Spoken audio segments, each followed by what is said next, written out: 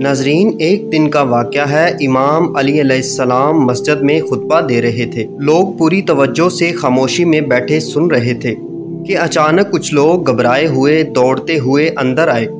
امام علی علیہ السلام نے ان سے وجہ پوچھی تو انہوں نے کہا، مولا، ایک شیر اس طرف آ رہا ہے، بہت بڑا ہے، ہمیں ڈر لگ رہا ہے۔ امام علی علیہ السلام نے فرمایا، ڈرنے کی ضرورت نہیں، وہ کسی کو نقصان نہیں پہنچائے گا۔ اتنے میں ایک بڑا شیر سب کے سامنے آ گیا، مگر وہ کسی پر حملہ نہیں کرتا بلکہ سیدھا امام علی علیہ السلام کے پاس آتا ہے اور ان کے قدموں میں سر رکھ دیتا ہے۔